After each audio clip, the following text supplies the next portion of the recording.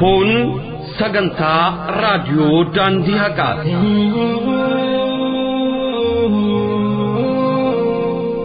Raadiyoon daandii haqaa sagalee hawaasa musliimaa bal'aati. Kun sagantaa raadiyoo daandii haqaati.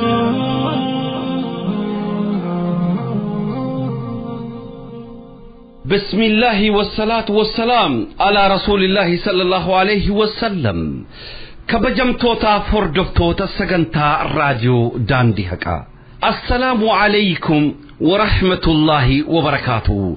كبجني في جال الإسنيف قبلو كان أنيكي نارا بقات لكن تبين قط عمري إدو إسن جرتنوت إسن هرقب أكم جرتل لكن كي سنبرادا ببارو لما سأيكي سننغا ديكا قدان نغا أردان كي سننغا كين كي سننغا أولما بلتين تي سننغا يويا جني حركفون الله ربي يا جبا جبين نقموه سكبا قوى في قدر لقموه سكبا نور الإبني نور كازوان نيبا hordoftoota fi dhaggeeffattoota raadiyoo daandii haqaa akkam jirtu nageenyi badhaadhaa yooyyaa isiniin jedhanis kun sagantaa raadiyoo daandii haqaa kan guyyaa roobii yookaan arbaa isiniif dabartu sagantaa 121ffaa Noovembar 18 2015 sadaasaa 8 2008 safar 6 barkum 1437 isinii dhiha. kabajamtoota hordoftoota keenya alhamdulillahi rabbil alamin sagantaawwan keenya guyyaa har'aaf ni ta'an jennu bu'aa bayii hedduu qaxxaamurree kaabaf lixa biyyattii keenya keessaa marmaarree sagantaawwan guyyaa har'aaf ni ta'an jennu qindeeffannee gama istiidiyoo keenyatti seennee jirra. obboleessi keenya Abbaas ibn al-Islaam mee dhaggeeffattoota keenyaaf sagantaan guyyaa har'aa harka keenya keessaa qabnu maalidha osoo dhaggeeffattoota keenyaaf nuuf beeksifte. Jazaakallah obboleessi keenya Hamzaa guyyaa har'aatti qophiiwwan adda addaa qopheeffannee istuudiyootti kunoo ol seennee jirra.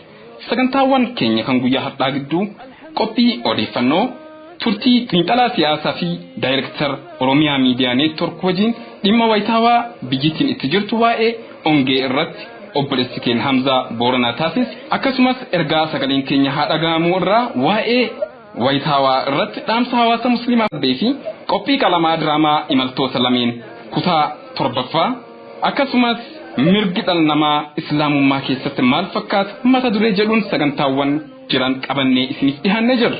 Sagantaawwan kana hunda isiniif dhiyeessuudhaaf bu'aa bahii hedduu keessa akka qaxxaamurree mata dureewwan sagantaawwanii kun kan beeksisan fakkaata. Kanaaf hamma xumura sagantaa keenyatti akka nu wajjin turtan affeerraa keenyatti. sagantaawwan guyyaa har'aa kan qindeessinee isiniif gaggeessinu ani obboleessa keessan Hamzaa Booranaa fi ani obboleessa keessan Abbaas ibn al-Islaam. Gama kutaa teeknikaatiin obboleessi keenya Abdul Khair hamma xumura sagantaa keenyatti nu wajjin tura. Gama sagantaawwan keenyatti osoo isiniin ceesisiin dura mee guyyaa har'aa nashiidaa koreen fala barbaadduu hawaasa musliimaa keenya manneen hidhaa keessatti yeroo hedduu nashiidaa isaan jedhan keessumattuu Ustaaz Ahmed Mustafaa Ustaaz Kaamil Shamsuu yeroo hedduu jedhan isina affeerru. Keen Abbaas mata dureen nashiidaa kun maal jedhamti laata? Nu yaadachiifta. Gama kutaa teeknikaatiin immoo obboleessi keenya Abdul Khair qilleensa gubbaa kan oolchuuf osoo mata duree nu yaadachiifte. Inshallah nashiidaan kun nashiidaa akkaan yaadannoo qabudha. Nashiida kan obboleewwan keenya kan hidhaa irratti argaman ogguu isaan kaan Ustaaz Kaamil Shamsuu fi Ahmad Mustafaa jalqaban obboleewwan keenya kan hafan isaan jala qabuudhaan dhaamsa walii ittiin dabarsan ture. Akkasumas nashiidaan kun dhaamsa guddaa kan of keessaa qabu yoo ta'u أنا الدائي بإيماني جدا أنا الدائي بالإيماني أنا الإسلام رباني كان في أبوليس كينا أبو الخير كوسا استيديو كينا كيسا نشيدا نوافيرو أنا الداعي بإيماني أنا الإسلام رباني سأعلي رايتي دوما سأعلي رايتي دوما وأحمي صاف إخواني لكل الناس دعوتنا وحكم الله غايتنا لكل الناس دعوتنا وحكم الله غايتنا ستعلو اليوم رايتنا وتخفق فوق أوطاني أنا الداعي بإيماني أنا الإسلام رباني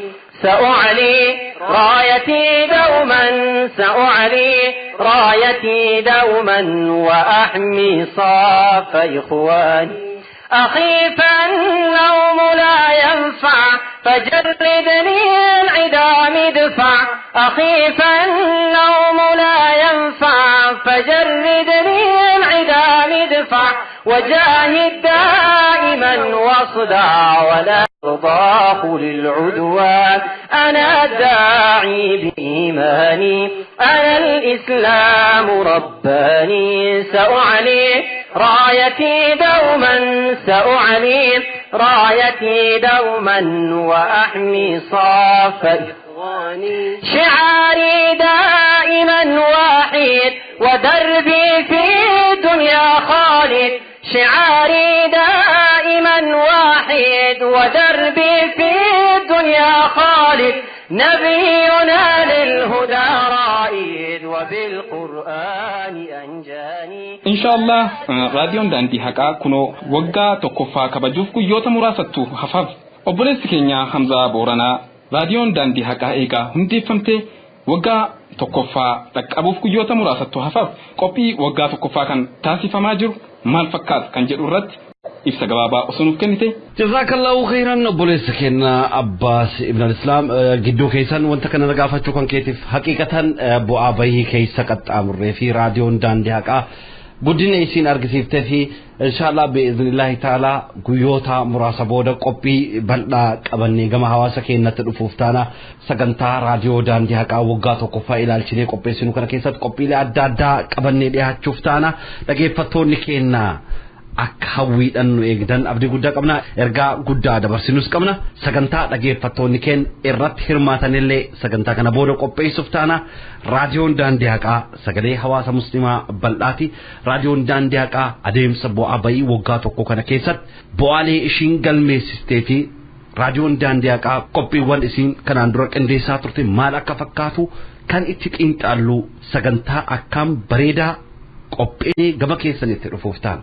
جزاك الله وبليس كنا حمزة إفتنوف كنيتف إن شاء الله لقي فتوتا فيه هردفتوتا راديو داندي هكا راديو داندي هكا كنو بوها باي همان هنجلم نمبودت وقاتو كفا إشي كبجوف وياتا مراسة تحفف راديو داندي هكا سقلي حواس مسلمة بلدات قرر حواس مسلمات راديو داندي هكا هجي هجت هاجر تكان حالتي تفوفسيسوف harka keenya wal qabanne tokkummaadhaan nutis raadiyoo keenya deeggara akkasumas nutis hojii keennan isin bira fidaa wal deeggaru isinin jenna dhageeffattoota keenya kanatti aansuun qophii oduu isin qabanne deehanna. Qophii oduu guyyaa har'aa kan qindeessee qabatee nuuf dhiyaate obboleessi keenya Abbaas ibn al-Islaam sagantaawwan keenya hunda dura kan dursu sagantaa oduuti sagantaa oduu wajjin turti gaarii.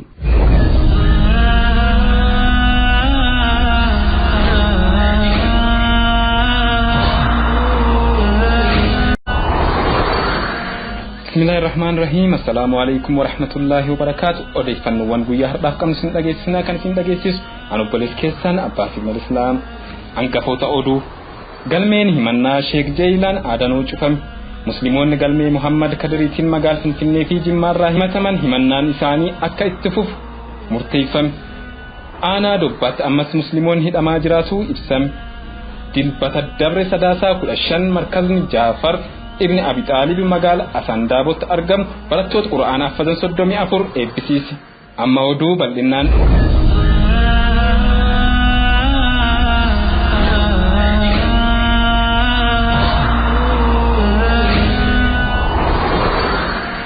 قلمين همنا شيخ جيلان آدانو شفم عالمني قدان نجيلي بورانا شيخ جيلان آدانو قلمي حجيف مقال فنفنت ديماني من إسان كي سموما basaastota mootummaan ukkaanfamuudhaan hidhamuu isaanii isiniif gabaasuun keenya ni yaadatamaa aalima hawaasa muslima naannoo isaaniitiin akkaan jaalatamoo fi kabajamoo tahan kan hawaasa barsiisuu irratti yeroo isaanii dabarsan kan guyyoota 27 mana hidhaa giddu galeessatti eegaroorrifaman booda wiixata hagayya 17 himannaa shororkummaatiin mana murtii araadatti itti banamuun ammas beellamni guyyaa 28 itti gaafatamuun manni murtii fulbaan 20 kan beellame ture ta'uun guyyaa kanatti Sheek Jeelaan oguma nama murtii dhihaatan roorrifamu irraan kan ka'e maatiiwwan isaanii kan akkaan gaddanii turan yoo ta'u Sheek Jeelaan beellama isaanii irratti hundaa'uun mana murtii dhihaatanis manni murtee tokko alatti onkoloolessa 9tti beellamee turuun isaanii yaadatama.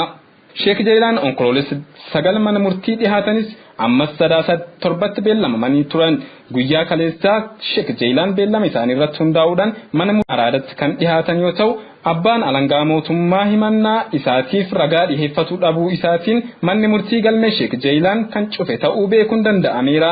Sheek Jeelaan roorroo baay'een boodatti galmeen isaanii cufamuun kan nama gammachiisu ta'us roorroo yakka tokko alatti isaan irratti raawwatuun kun sadarkaa salphina haqni biyyattii irratti argamu kan calaqqisuudha.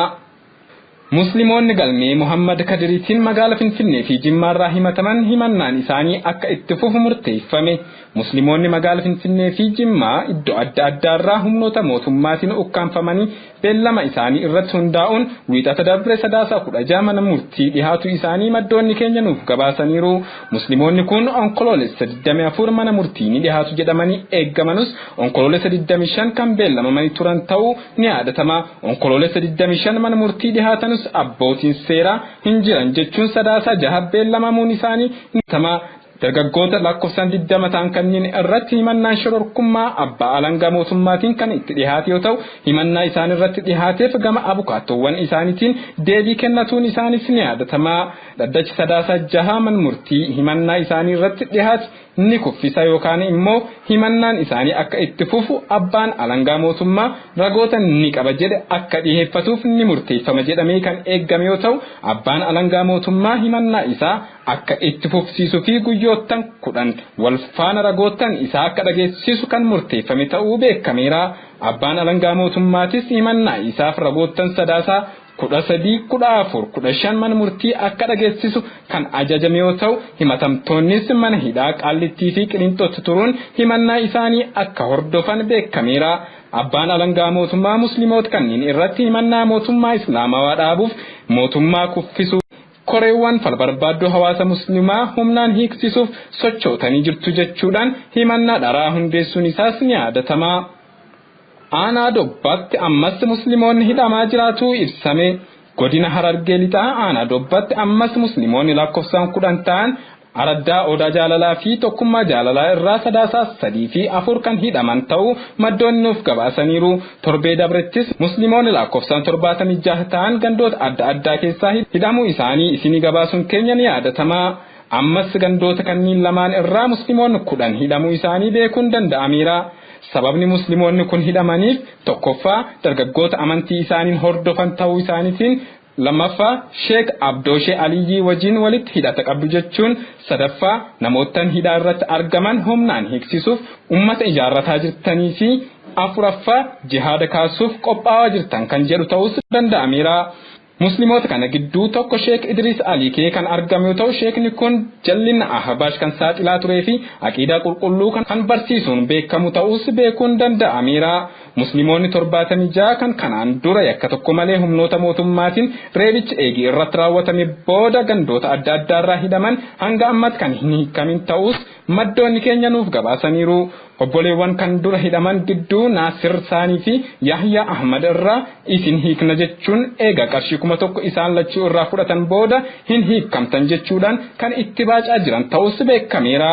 Musliimoonni hidhaman kunniin ganda Tokkummaa Jaalalaarraa Sheek Idris Alikee, ganda Odaa Jaalalaarraa Abdii Kaarruu, Jamaal Kaarruu, Abdii Amin, Abdurrahman Muhammad, Aliyyi Amin, Yaasin Abdallah, Abdoo Aliyyi, Muhammad Daasii fi Suufii Jibroo ta'uu beekameera. Odeeffannoo walqabatan doota aanichaa tokko keessatti maanguddoota aanichaa namoonni badan eessa jiru jechuun kan cinqaa jiranii fi poolisoonni aanaa Dobbaa Araddaa ganda Leencatti hawaasa walitti qabuun Sheek Abdooshee Aliyyii isin keessa jira baasaa jechuun kan hawaasa cinqaa jiran ta'uu maddoonni nuuf gabaasaniiru. Hawaasni aanaa dhimma kanaaf maanguddoota filuudhaan gama waajjira bulchiinsa godina Harargee lixaatti ergatuuf kan qopheeffatanii fi kan furmaatni hin kennamne yoo ta'e qaama ol aanaaf kan iyyatan ta'uu ibsaniiru. dilbata dabre sadaasaa 15 markazni Jaafar ibn Abi Xaalib magaalaa Asandaabootti argamu barattoota Qur'aana haffazan 36 eebbisiise. Naannoo Oromiyaa godina Jimmaa aanaa Oomonaadaa magaalaa Asandaabootti markazni tahfiiza Qur'aanaa Jaafar ibn Abi Xaalib barattoota Qur'aana haffazan 36 eebbisiiseera. Markazni magaalaa Asandaaboo kan tahfiiza Qur'aanaa bun yeroo arfaffaaf kan barattoota eebbisiise yommuu ta'u barattoota umraanii waggaa 10 hamma 18 tahan ijoollee dhiiraa 32 fi dubara 2 walumaa galatti barattoota 34 eebbisiiseera jechuun maddeen keenya nuuf gabaasaniiru.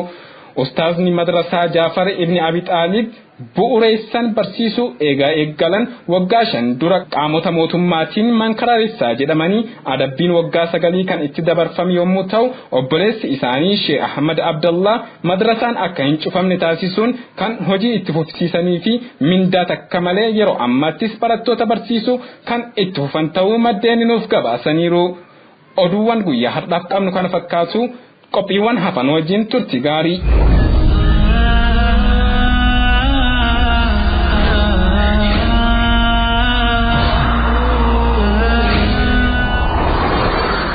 Dhaggeeffattootaaf hordoftoota keenya qophiin oduu keenya guyyaa har'aaf qindeeffannee qabannee dhiyaannee gaatu. Oduuwwan guyyaa har'aa keessatti oduuwwan lamaan tokko irratti xiyyeeffannoo kennuudhaan wanta irraa dubbannu gabaabduu obboleessa keenya Abbaas wajjin qabna. Mee gama xiinxala oduu guyyaa har'aa kanatti osoo hin tarkaanfatiniin dur beeksisa gabaabduu qabna. Beeksisa kanaan booda deebinee wal argina. Salawaatullaahi wa salaam wa baarik yaa waali. على خير الخلق. السلام عليكم ورحمة الله وبركاته. لمي وان بيجاكينا كان أفريقيا كبا مقال جوهانسبرغ فينا نويشت أرقمتان هنداف. كميسا فولدورا كينيا نوفمبر كودا سقال كم لما فكودشان جماعان مقال جوهانسبرغ سغنتا مهادرا قلم سلطان باهوت كان كوبيس يوتو sagantaa muhaadaraa kan irratti akka hirmaattan affeeramtaniirtu.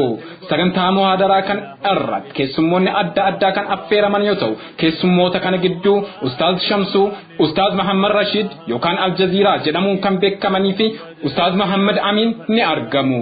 Sagantaa magriba booda yoo ta'u sagantaa muhaadaraa kan irratti hirmaatuun dirqama islaamummaa keessan akka baatan waamichi isiniif taasifameera. Jamaa Muslimaa magaalaa Johannesburg. Salawaatullaahi wa salaam wa baarik yaa waali. على خير الخلق محمد يا أشرف المرسلين صاحب الشفاعات الكبرى في يوم الأهوال. حواسكنا مسلمة ساوث أفريقيا يوكان أفريقيا كبا جونسبرغ ترجمتان كوبي كان رتي هرماتشوران أكاكود الرافدتن أفريقيا داكمنا الرت هرما داكود الرافدتن سنينجن.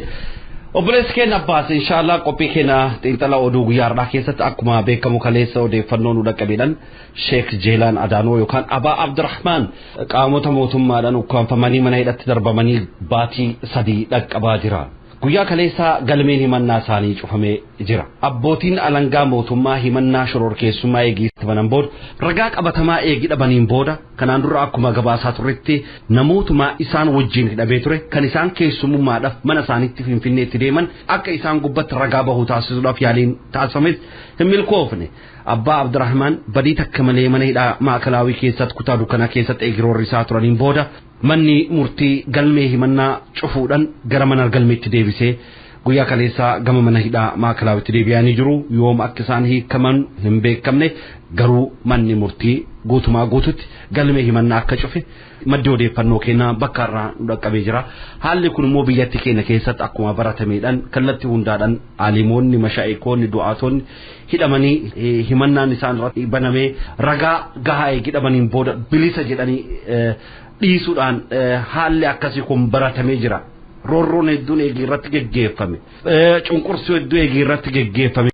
Dhuma irratti bilisa jedhanii dhiisuun kun obboleessi keenya Abbaas himannaan akkasii biyya keenya keessatti baratamuun mana murtii irratti baratamuun gama qaamota mootummaatiin ukkaamsan ammallee osoo ragaa qabatamaan qabaatiin ukkaamsanii nama hidhuun kun haala kana mee akkamitti hubattaati? Jazakallah khairan obboleessa keenya Hamza. Dhimmi kun dhimma har'a callaa jiru miti kan har'a mul'ate miti. Aalimni keenya guddaan Sheekh Jeelaan Adaanoo nama akkaan jaalatamoo fi kabajamoo hawaasni naannichaa fi godina Booranaa keessatti ulamaa'oti injiran jedhaman keessaa kan akkaan beekamanii fi jaalatamoo ta'an yeroo tokko isaanii wajjin wal arginee yeroo hedduullee walitti deddeebinee turre isaan argee ture nama akkaan jaalatamu yoo isaan ni dhufan jedhan aana tokko yaa Abu Abdurrahman yaa seenan jedhaman aanota biraarraa aanota naannoo sanii dhiyaatanirraa fakkeenya aana dirree yoo seenan aanolee akka Moyyaleerraa akka Yaaballoorraa kanarraa uummanni walitti qabamu da'awaa isaanii dhaga'uuf jecha akka konferaansiitti akka walga'iitti fakkeessuun isaan deemee ilaalu ture ilaalanidha. Maalidhaa ammaan kan wanti guddaan mootummaan taasisaa jiru nama hawaasa biratti fudhatama qabu sodaachisuun roorrisuun mana hidhaatti hidhuun yakka tokko malee kun akka Abu Abdurrahman godhan kan ragaa tokko malee qabsoo hawaasni muslimaatti jiru kan irratti dhiibbaa taasisuuf yaalii taasisaa jiru. Kanaafuu hawaasni muslimaa koreewwan keen kan hidhamanis dhimmuma akkasiitiin mootummaa wajjin mari'ataa turanii mootummaa wajjin teessoo tokko gubbaatti minjaala takka irratti mari'ataa turanii akkasitti hidhamanii jechuudha. Abu Abdurrahman akkum sirna hajjiif galmeedhaaf gara magaalaa Finfinnee deemanitti bakka keessummummaaf ta'an irraa namtichi isaan keessummeessa wajjin gara manidhaa Maakkalaawitti darbamanii roorrifamanii wanta hedduu eega godhaman booda har galatii rabbiin badini kunoo galmeen isaanii cufamee jira jechuudha.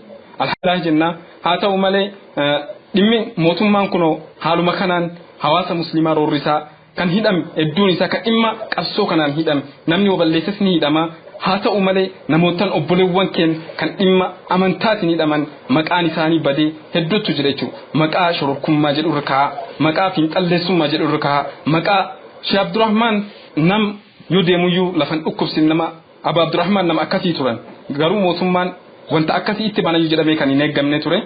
Obboleessi keenya Hamza jazakallah kan fakkaataa wanti an jedhu.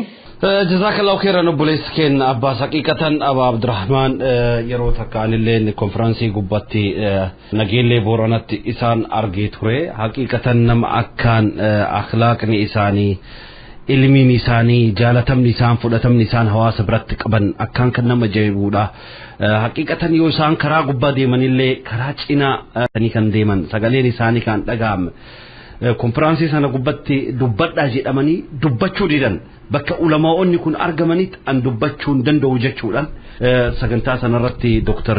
Jeelaan Dr. Abdullah Kadir akkasumas Sheikh Hajji du'aatonni hedduulleen akkasumas mashaayikoonni hedduu argamanii ture Ustaaz Raayyaa Abbaa Macaa Sheikh Amiin biroo bakka argamanitti dubbadhu jedhanii didan waan kana kanaan duras tun ejirraa nama aalima guddaa kan hawaasa biratti akkaan fudhatama qaban hawaasa biratti jaalatama qaban kan yeroo ammana ga'uudhaaf roorrisuun isaanii nama gaddisiisus dhuma irratti garuu haqni hin dhokattu dhugaan gabbaatee kunoo wanta isaanitti himatan saniidhaaf ragaan qabatamaa dhabame galmee cufuu danda'ee jira manni murtii ragaa itti dhabanii ragaa sobaa itti qindeessuudhaaf yaaliin hedduu taasifamee jira.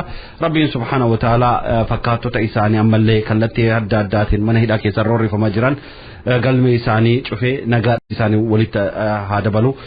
Gama biraadhaan immoo ammallee way ilaallu obboleessa keenya Abbaas wanni amma dhagahaa jirru gara godina Harargee lixaa aanaa Doobbaa keessatti wanni gaggeeffamaa jiru odeeffannoo hardhaa keessatti akkuma gabaafne fi torbee darbee keessatti akka gabaasaa turreen baatii fuulbanaa irraa jalqabee baatii sadaasa kanatti namoonni hedduun hidhamaa jiran nama 76 kan duraan hidhame gabaafne jirra ammallee namni 10 itti dabalame namni gara 86 hidhamee hawaasni roorrifamaa jira olii gad amaasa gadhamaasaa jiran namoonni hedduun mana hidhatti darbamanii qabeenyi isaanii saamamaa jira.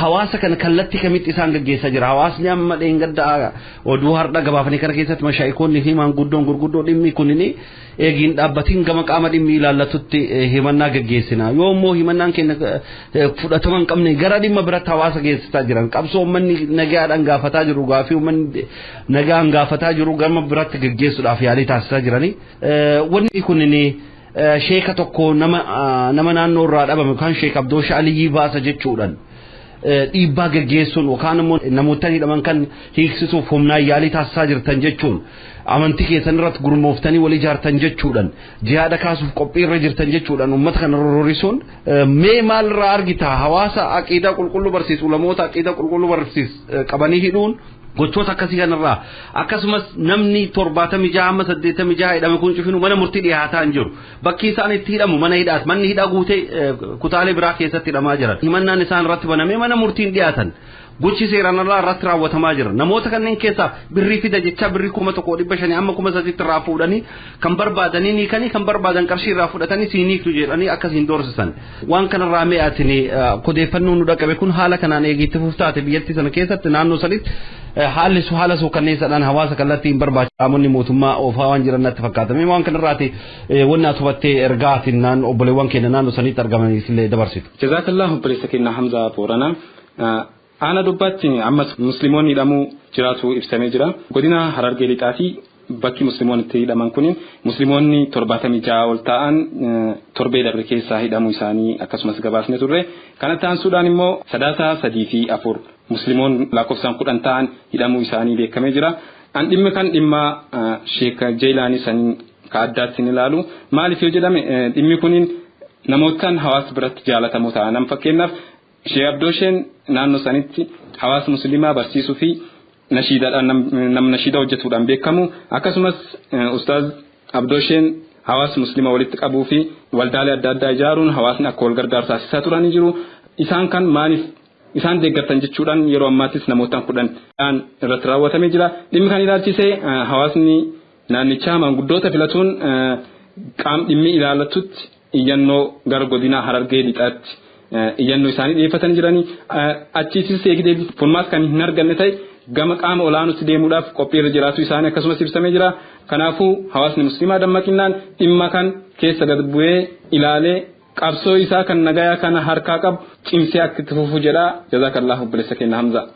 Jazakallahu khairan obboleessa keenya Abbaas bin al-Islaam inshallah odeeffannoo kana irratti bal'inaadhaan ammallee keessumattuu gara aanaa Doobbaa godina Harargee Lixaatti gaggeeffamaa jiru kan duuka bahuudhaan inshallah yaaliiwwan adda addaa taasisaa jirra. Qaamota mootummaa naannoo san jiranis dubbisuudhaaf yaalii taasisaa jirra. Dhiyeenyatti yaaliiwwan taasifne kun agammaanuu hin milkoofne bal'inaadhaan inshallah torban kana keessatti manneen hidhaa itti gaafatamtoota mana hidhaa naannoo sanitti argamanii fi qaamota nageenya naannoo sanitti argamanillee dubbisuu yaaliin taasifnu jira. Gama biraatiin immoo obboleewwan keenya naannoo Oromiyaa godina Jimmaa fi magaalaa Finfinnee irraatii qabamanii mana hidhaatti darbaman haala suukanneessa ta'eedhaan ammallee kunoo koreewwan keenya boodadhaan obboleewwan keenya 20 ta'an irratti himannaan shororkummaa irratti banamee bulee oolee jira. Obboleewwan kana keessaa gaazexeessitoonni raadiyoo Bilaal, gaazexeessaa Daarsammaa Soorii, gaazexeessaa Kaalid akkasumas dargaggoo Mujiib Amiinoo dabalatee obboleewwan keenya godina Jimmaa irraatii hidhaman hedduutu keessatti argama. Obboleewwan kunniin himannaan isaanii irratti baname akkaan kan nama gaddisiisu koreewwan fala barbaaddu humnaan iksisuudhaaf yaalii taasistanii jirtu mootummaa islaamaa dhaabuudhaaf jechuudhaan haala suukanneessa ta'eedhaan himannaan shororkeessummaa jedhame irratti baname. Manneen hidhaa irratti deddeebi'aa jiranii himannaan kunis akka itti fufuu dhiyeenna kanatti murteen dabarfamee jira. Mee obboleessi keenya Abbaas jazaakallahu khairan himannaa amma obboleewwan keenya kana irratti baname akkuma ammallee sagantaawwan keenya kan ta'uuwwan darban kana irratti illee ibsu yaalleedhaan biyyattii sana keessatti haqa argachuun rakkisaadha yookaan siroorrisanii dhuma irratti bilisa jedhanii sidhiisanii akkuma fakkeen warroottan amma zone 9 bloggers jedhaman yeroo hedduu eegiroorrisaniin booda dhuma irratti bilisa jechuudhaan kan gadhiisan. Kanaaf mee obboleessa keenya Abbaas atillee mee himannaa haala waliigalaatiin biyyattii kana keessatti raawwatamaa jiruun waan obboleewwan keenya kanarraati mee wanni kana wal qabsiiftee xiinxalli ati kanarratti kennitee jiraate. Jazaakallahu obboleessa keenya Hamza Boorana dhimma kana ilaalchisee musliimoonni magaalaa Finfinnee fi Jimmaarraa iddoo adda addaatii humnoota mootummaatiin ukkaamfamanii hidhamuun isaanii ni yaadatama. Himannaan kun galmee Muhammad Kadiriitiin kan baname yoo ta'u as jalatti immoo obboleewwan keenya gaazexeessaa raadiyoo Bilaal kan ta'e Daarsammaa Soorii fi obboleessi keenya kan Afrika TV Daawwaa irratti sagantaalee adda addaa qopheessuun beekamu obboleessi keenya kan itti argamu yoo ta'u akkasumas dargaggoo Mujiib Amiinoo himanna kan jalatti argama. Himannaan isaan irratti baname kun mootummaa islaamaa dhaabuu akkasumas koreewwan furmaata barbaaddu hawaasa musliimaa humnaan iksisuuf yaaltanii jirtu kan jedhu yoo ta'u obboleewwan hidhaa irratti argaman kun guyyaa wiixataa mana murtii dhiyaataniiru. Manni murtiis himannaan itti dhiyaate akka itti fufu ajaje yoo ta'u obboleewwan kun kanan dura mana hidhaa maakalaawwitti kan argaman yoo ta'u yeroo ammaatti immoo gama mana hidhaa Qaallittii fi Qilinxootti qoodamuu isaanis akka isaaniitiin himannaa isaanii hordofan kan himameef ta'uu beekuun danda'ameera. Dhimma kan ilaalchisee wanti an jedhu kan fakkaata. Jazaakallahu obboleessi keenya Hamza. Kabajamtootaaf dhaggeeffattoota hordoftoota keenya inshallah sagantaawwan keenya ittaanan keessatti dhimmoota kanarratti odeeffannoo gara fageenyadhaan jiru keessumattuu gara aanaa Doobbaa kana keessatti qaamonni mootummaa kan gaggeessaa jiran kan hordofnee kan isin beeksifnu ta'a. Nashiidaa kana booda deebinee wal argina. La ilaha illallah, la ilaha illallah, Allah, la ilaha illallah. La ilaha illallah, لا إله إلا الله لا إله إلا الله نفاني تلابت ألفي نسير في سمين مدالت لا إله إلا الله كلمة وهم تجالت كبروا قرار ربي ددان تسنبابت الله لا إله إلا الله لا إله إلا الله لا إله إلا الله الله لا إله إلا الله لا إله إلا الله جابوا قبضنا شادا ربي غيثا كدا أرار بربادا تغتنوا بيسا موتين درابودا وجنة سينو نمن كم شادا الله لا إله إلا الله لا إله إلا الله لا إله إلا الله الله لا إله إلا الله لا إله إلا الله فرت جنتاتي ربي في ذكرون ما نسيتاتي حمد الرادي ايدي كيرين سيتي قياك يا مدى قادي سسيفتاتي الله لا إله إلا الله لا إله إلا الله لا إله إلا الله الله لا إله إلا الله kabajamtoota keenya akkuma beekamu yeroo ammaa kanatti biyyattiin keenya beelaan gaaga'amaa jirti. Gaaga'ama beelaa kana ilaalchisee miidiyaaleen addunyaa gurguddoon yeroo ammaa kanatti akka guutuu addunyaatti gabaasaa dhiyeessaa jiru. Hawaasni keenya lakkoofsaan miliyoona 8.2 ol ta'u beela'ee jira. Beela kanaafis gargaarsi ariifachiisaa fatattamaa isa barbaachisa jedhamee waamichi taasifamaa jira. Waggaa haaraa ummata faranjii 2016 immoo lakkoofsi hawaasa beela'uu gara miliyoona 15 ol guddataa jedhamaa jira.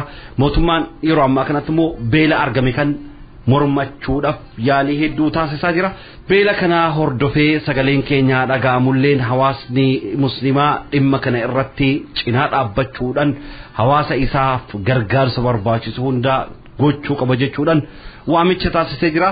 Dhaamsa sagaleen keenya haa dhaga'amu obboleettiin keenya Rahmaa haala armaan gadiitiin hin uffatte.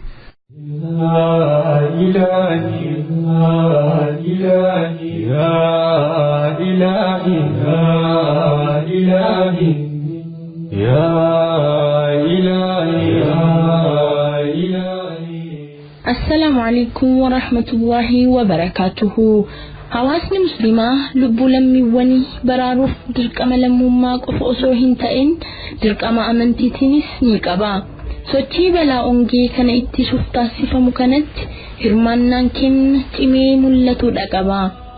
Gara laafinni fi waliif dhukkubsatuun qabeenyaa mu'minaati. Gara laafina isaa kanaan immoo namootaan biroo jeequu irraa ni fagaata. Yakka irraa of qusata. Gaaritti jajuun hamaa irraa ni dhorka. Wantoota lubbuu qaban kan naannawaa isaatti argaman maraaf madda nagaa fi gochoota gaggaariiti. Amala gaarii mu'minootaa kana Qur'aanni akkaataa armaan gadiitiin ibsa. Dalagaa khayrii dalaguu waliin warra Rabbi dhugoomse. Ammallee warra ibaadaa irratti obsa waliin dhaaman. Ammallee warra rahmata waliin dhaaman. Al-Balad 17. Ajajni gaariin namni tokko kan birootiif akka garaa laafu ajajame kun mu'mina walitti dhufeenya hawaasaa keessatti tola ooltummaa gara laafinnaa fi hojii gaariif akka kaka'u kan taasisudha. Garaa laafinni kun ilma namaa irraa hafee kan bineensotaafis hafu ta'uudha qaba. Islaamummaan ilma namaaf beekumsaa fi kabaja kennee jira. Ardiin fedhii ilma namaa akka guutuuf kan uumamte ta'uu Islaamummaan ni barsiisa. Yaada qabeenyi uumamaa daangeffamaadha. Natural resource is limited jedhu kan qorqodummaa nama keessatti yaalanis faalleessuun waliif yaadda'uu fi wal gargaaruu irratti Islaamummaan xiyyeeffannoo addaa kenna. Keessumattuu wantoota ilma namaa dirqama argatuu qaban kan ta'an nyaataa fi da'oo mana akka tokkoon ilma namaa dhuunfaatti qabatu qaban ni barsiisas. Akkasumas ni jajjabeessas. kana malees kan beela'ee nyaachisuu ibaadaawwan sababa adda addaatiin osoo hin hojjetamin hafan bakka ittiin buufatuuf yookaan kaffaaraaf akka oolu taasiseera. Yaadrimeen wal gargaaruu islaamummaa keessatti humna yookaan qabeenyaa qabatu wajjin kan wal qabatu miti. Kan humna yookaan qabeenyaa qabu tola oolchummaa yookaan gargaarsa irratti akka hirmaatu qabu sodaachisuu alatti kan humna hin qabne immoo kakaasuu irratti akka hirmaatan carraa uumeera. Namoota humna hin qabu jechuudhaan gargaarsaaf kakaasuu irraa duubatti deebi'an dadhabdootatti kan ramadaman ta'uu ibsuudhaan balaaleffateera. Miskiina nyaachisaa je'ee nama hin kakaasu. Suuratul Maa'un 3. Keessumattuu Qur'aanni abbootii beelaa jechuun kan waamu isaan yeroo beelaa fi ongeetti dirqama isaanitti kenname hin raawwatneetti lakkaawama.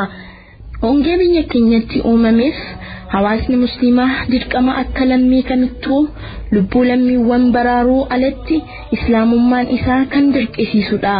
Qabatamatti dhaabni hawaasa musliimaa bakka bu'uu osoo jiraate yeroo kanatti ummata kakaasuudhaan lubbuu lammiiwwanii baraaruun salphaa ture. Gargaarsaafis karaan salphaa ture. Nuti musliimonni biyyattii carraa kana dhabuun keenyaa fi dhaabni keenya kaadreewwan mootummaan filateen guutame musliimota cunqursuuf oluu alatti faayiroonuuf buusuuf ejjannoo bulchiinsaas ta'ee ijaarsa takkayyuu kan hin qabne waan ta'eef dirqamoota bifa kanaa ba'uuf yaaliiwwan nuti taasisnu kan dhuunfaatti ba'uu irratti daangeffamedha. Sochiin balaa ongee kana ittisuuf taasifamu kanatti hirmaannaa musliimotaa biyyattii cimee mul'atudha qaba. Hojii tola ooltummaa kaniin biroo wajjin taasifamu irratti hirmaatuudhaan hafuushaa kanneen birootti fayyadamuun deeggarsa maallaqaa fi meeshaawwanii godhuu gurmaa'inoota kanaan dura uumnetti fayyadamuun humna keenya osoo hin qusatin kennatuudhaan lammiiwwan keenyaaf deeggarsa keenya agarsiisuudhaan dirqama kennaa kan lammummaa fi amantiis ba'uudha qabna. والسلام عليكم ورحمة الله وبركاته.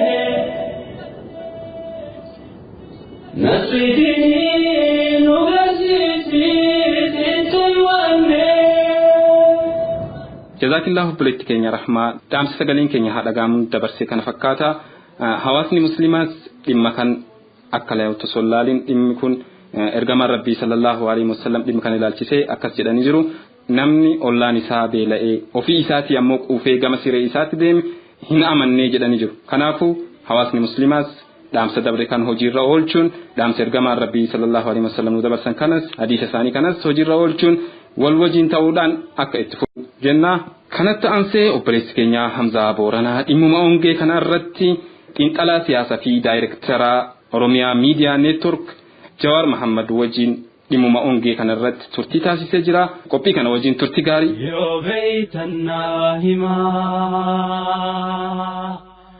ناهما يا بوتي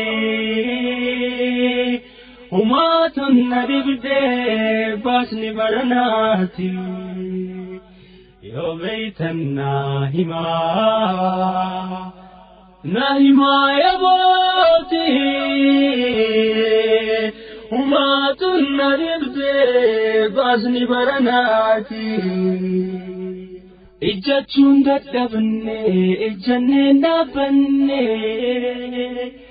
midhamma naguutee beeloynee agabnee dunyaa kiisha guutuu abituu dadhabnee dunyaa dhabnee fillee jiruun nurraa nafnee rooba dachii jiisee midhaan keenya gogee marka jiidhaa nyaannee kokkee nu duguugee كفينو نديسي كدن نسيكي كم فين نجاري كانوا جار ديكي واني ما ولالي واني بركنا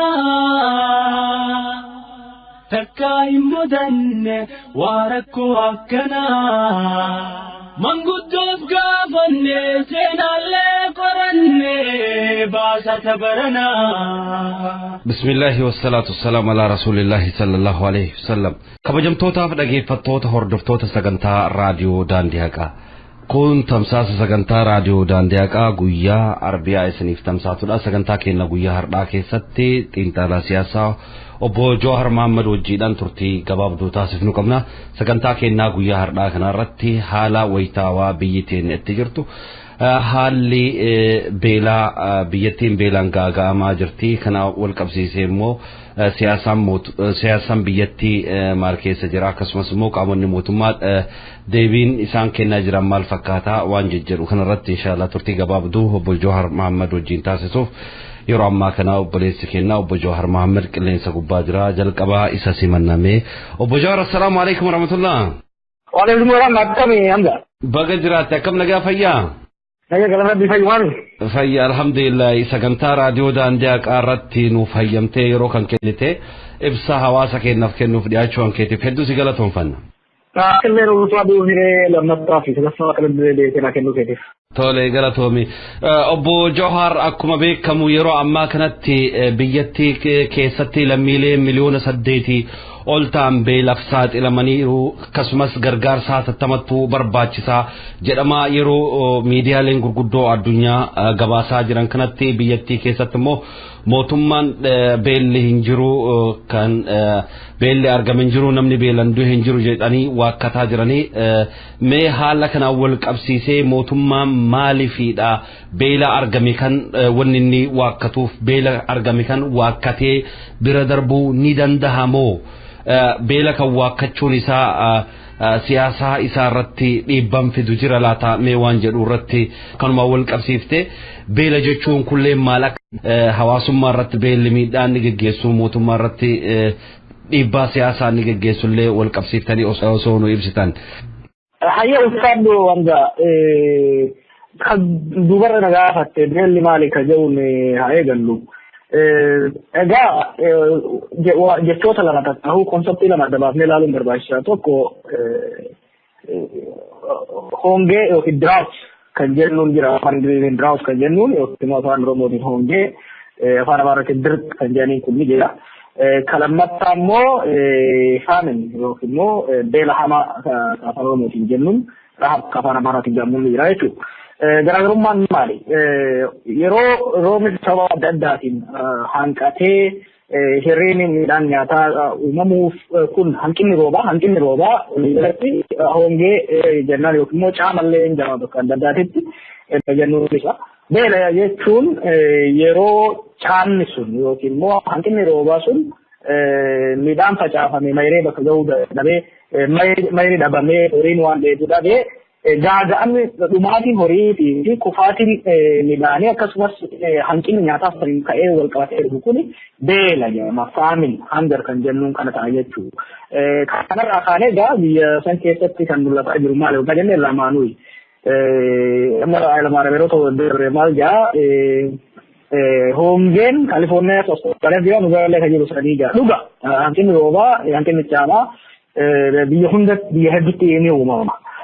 garuu roobni hanqateef yookiin immoo caamni dheerateef bonni dheerateef dirqama gara beelaatitti gara dhumaatii horiitii fi namaatitti hin geessu.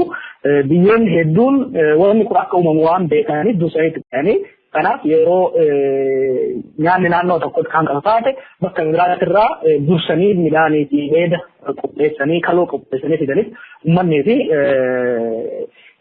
horiin akka miidhamne godhan jechuudha. wanni amma beela fidu maali itti qophaa'uu dhabuu kanarraa akka ka'e qophaa'uu dhabuurraa akka ka'e uummanummaan naannoo saniitu sanuma durallee akka gaariitti oomishatee misooma gaarii waan hin qabne wanni jiraatu akka gaafaanii waan ta'eef yeroo ji'a lamaa sadii midhaan silaa ga'uu qabu hin geenne midhaan inni yeroo duraa lafaa qabu sun gosa keessaa qabu sun jalaa gara beelaatti seenaa jira jechuudha. Kanaaf wanni amma Itoophiyaa keessatti argaa jirru caamni uumamee akkuma yeroo hundaatitti caamni uumamee sun gara beelatti jirame horiin hedduun fi namni illee miidhamaa akka jiru agarra. Gara deebii mootummaan kenneetiin waan nama ajaa'ibu miti. Biyya san keessatti gara seetuu waanuma godhamaa ture jechuudha. Mootummoonni dursanii itti waan hin qophoofneef diinagdeellee mootummoota uummataa hojjetan waan hin taaneef dursanii itti qophaa'uu dhabuurraa akka ta'e beelli amma uumamaa jira. Beela uumame kana immoo waakkataa jira.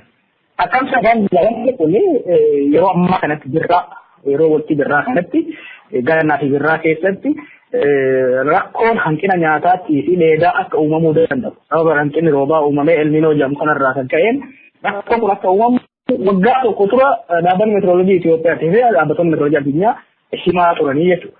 Yeroo sanatti gabaan san wayituu lakkoofne warra waan san sirriitti ol kaasuu barbaadellee nu qomsan jechuudha.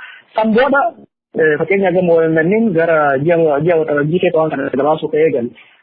Yeroo Harargee dhiyaatetti daa'imman du'uu eegalan san jechuudha. Yeroo sanatti qondaalota mootummaa yeroo gaafannutti yeroo gaafachuu eegalletti wanni sun akka hin jirre warri waan hime akka doorsifamuu fi akka hidhamu godhaa turan jechuudha. Kun wanni si agarsiisu mootummaan yeroo hunda waan kana amanuu hin danda'an. Keessattuu yeroo ammaa kanatti wanni mootummaan Itoophiyaa amanuu hin barbaanneef wanni addunyatti illee himee uummatatti illee dhiibaa jiru biyyi sun dinagdeen akka malee saffisaa jirti. Beelli seenaa ta'ee jira. Beelli biyya kana keessa deebi'ee hin dhufu. Biyyi Itoophiyaa midhaan nyaataatiin dandeessee jirti. Uummanni biyya sanii guyyatti yeroo sadii nyaatu bira dabree gara qonnaa bultoota miliyoonota ta'aa jira. Ololli jedhu kun beelaa kanaan waan jala saaxil baheef kana dhoofsuudhaaf utaansaniitti deemaa jira. Tole obbo Johar hedduu galatoomi ibsa bareedaa gabaabsiteeru kennite mee kanaan wal qabsiisi keessumattuu amma dhiheenna kanatti muummichi ministeeraa obbo Hayilamaariyaam Dassaaleeny waan inni dubbate takkattu jira akka biyyattitti oomisha kun miliyoona 270 oomishame jira. Oomishni kun immoo akka guutuu biyyoolessaatti uummataafuu yookaan qoodamu taate gahumsa nyaataa kan uummanni guyyatti yeroo sadii nyaatee buluu danda'u. Yoo rakkoon argamellee wal dhaabbannee bira darbuun dandeenya jedhee gaafa ayyaana diyaaspooraa irratti waan kana dubbate karoorri fi haasofni isaanii fi hojiin isaanii wal dhabuu keessatti immoo gama biraan karoora guddinaaf tiraansfoormeeshinii isaan bara 2002tti baasan yoo ilaallu midhaanni bara 2002tti yeroo sanitti argame toonii miliyoona 41 irraati waggaa shanaan dhufutti gara toonii miliyoona 3 ol guddifna jedhanii bara 2007tti wanni isaan argatan toonii miliyoona 46 hamma karoora san irraati parsantii meeqan akka inni gabbu illee gama kanaan ilaaluu hin danda'ani. Gama biraan immoo uummanni bara 2002tti seeftiniitiin qarqaarama uummatni 7.1 waggaa shan booda immoo gara uummata miliyoona 1.3tti gadi hiisina gad buufna jedhanii yeroo ammaa kanatti immoo uummanni gara miliyoona 15 beelan gaaga'amuu fi taha odeeffannoof yookaan gabaasni akka guutuu addunyaatti bahaa jiru gara miidiyaalee gurguddaa halaanni ibsa. Mootummaan yeroo ammaa kanatti karoora waggoottan darbee sanirraatillee osoo barumsaan fudhatiin ammallee kan mormataa jiruu fi ammallee karoora guddinaaf tiraansfoormeeshinii jechuun jedhee bara 2007 sanarraa baasuuf eeggalaa jira. Mee kanaan wal qabsiisanii biyyatti sana keessatti karoora fi hojjumaatni deemaa jiru akkamitti hubatanii mootummoonni rakkinnoota darban irraatillee akkasumas kufaatii isaanii irraa kan baratan hin fakkaatu. Mee kanaan wal qabsiiftan akkaataan kun maal fakkaata siyaasa biyyatti sana wajjin?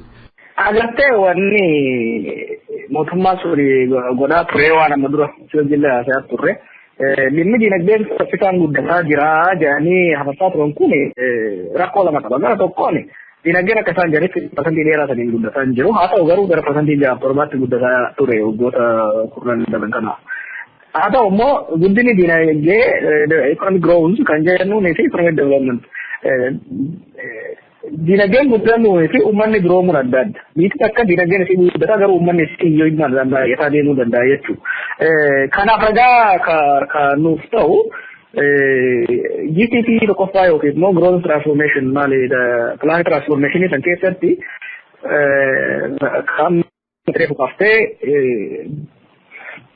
midhaan yeroo rakkootiif ittiin eeguudhaaf barbaachisu gara toonii 350 irraa gara toonii miliyoona 3tti ol guddifna jedhanii karoorfatanii turani.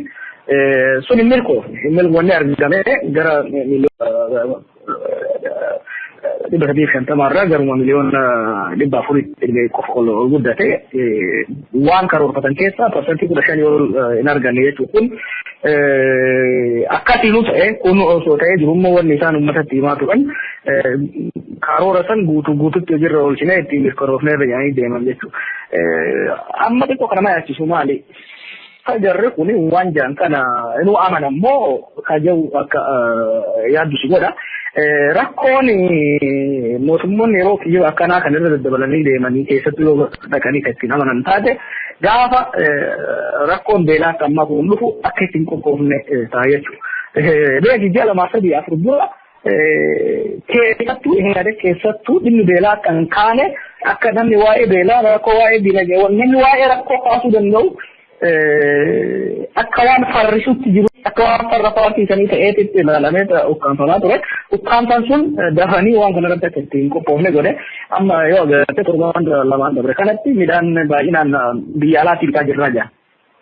Makka midhaan biyya alaatii fidanii hanga Itoophiyaatti ji'a lamaa sadii jechuudha. Ji'a lamaa sadeen adeemu kana keessatti gaafa lammaa midhaan sun biyya alaatti bitamee Jibuutiin dhaqee Jibuutirraa ta'ee uummanni xiqqaan miidhamuudhaaf hin taa'u. Maatilee amma warri inni baasee galaalte Itoophiyaan walakkaa ol rakkoo caamaatiin dhaamaa jirti jechuudha. San keessa harki guddaan gara Koongeetitti yookiin immoo imaljeessi leebifoo keessa seenaa deemaa jira jechuudha. Kanaaf wanni agartu tokko dinagdeen jaalala akka isaan jaalala guddataa kan turre lammata waan kana amananii itti qophaa'anii deemullee fedhii akkasiillee agarsiisaa kan jirree fi rabbi uummata baase malee gaagaamni guddaan akka deemuu danda'u jechuudha. Toleme obbo Jahar hedduu galatoomi kan jechuu barbaadama sirratti qaamonni mootummaa kallattii adda addaan dhimma kanarratti akkuma ati ibsaa jirtu kanaan ofirraati achi dhiiboo kan ofirraati waan kanarraa mormatanii baqachuu kan filatan fakkaata.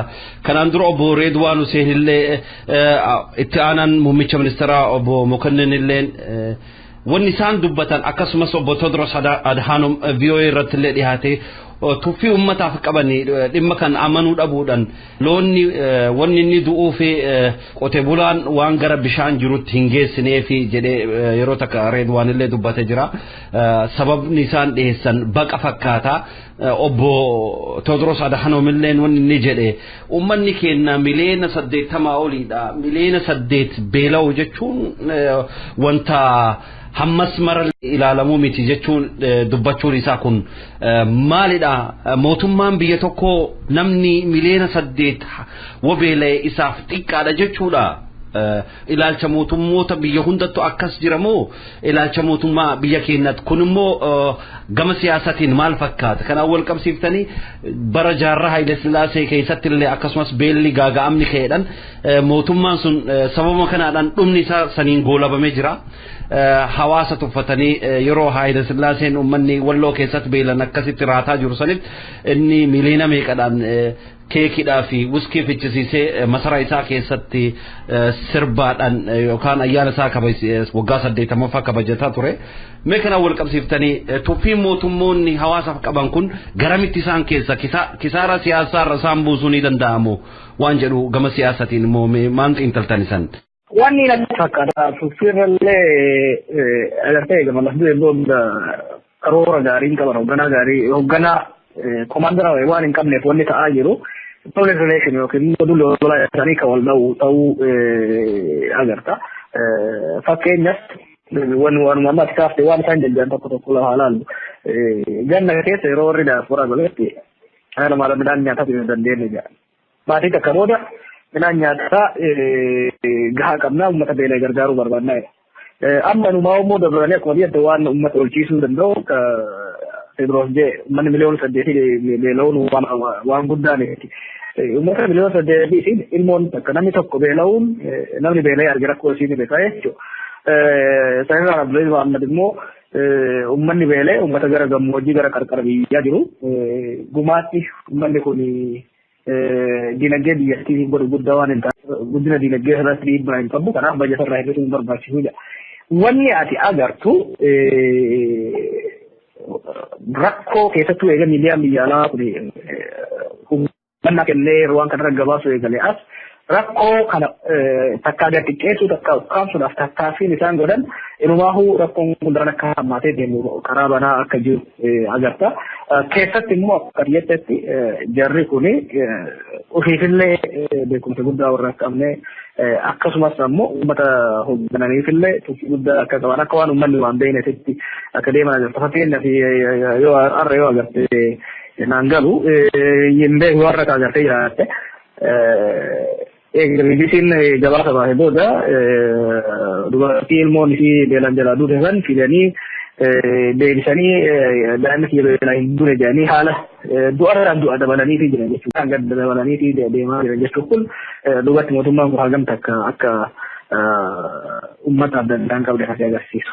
Gama biraan immoo kanumaan wal qabsiifnee ilaallu uummanni yeroo beelan akkan gaaga'amaa jiru kanatti ayyaana hundeeffama bara isaanii jecha bi'eedanilleen oppidiyoolleen warra hiwaatilleen kafaltii gara miliyoona meeqadhaan ayyaana kan yeroo isaan kabajan ilaalanii akkasumas warroottan abbootii taayitaa amma soorama ba'uuf deemaniidhaaf warroottan jahaadhaaf miliyoona 25dhaan nama tokkoof walumaa galatti miliyoona 150 ol baasii taasisanii warroottan kanaaf ijaarsa yeroo raawwachuuf arginutti immoo gama biraan immoo warroottan abbootii qabeenyaa ka ummataaf bulan ummataaf qoodhan ka akka obbo Dinquu Dayyaasafaa qabeenya isaanii baasanii ummata kanaadhaaf nyaata geessuudhaaf namni dhuunfaa tokko kan qabeenya qabu qabeenya dhuunfaa isaatiin ummataaf qoodheeroo akkana gochuutti gama qaamota mootummaan immoo qabeenya ummatarraa saamame kanaadhaan baasii amman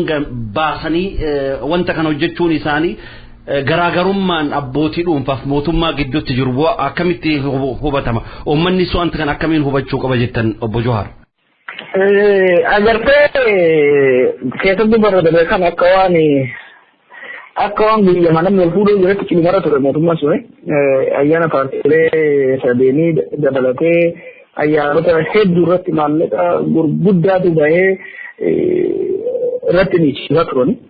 Fakkeenyaaf warri opidiyoo yoo fudhatte yeroo waan kanaaf qophaa'uu qabanitti ka hundeeffamne Oromiyaa keessatti Tigraayitti biyyaanitti itti deemaa turanii warri TPLF maallaqa guddaadhaan Tigraay irratti waan hojjechaa turanii akkasii godhaa turanii yoo kana immoo akka nama maraatee ka qophii warra abbootii qabeenya abbootii aangoo dhiisanii amma bu'aniif mata matatti miliyoona 25 baasu ijaarraaf jedhanii deeman. Wanni argaa jirtu saamicha deemaa jirtu fi uummata qaban hojii isaanii saaxil baasaa akka deemaa jiran agarta.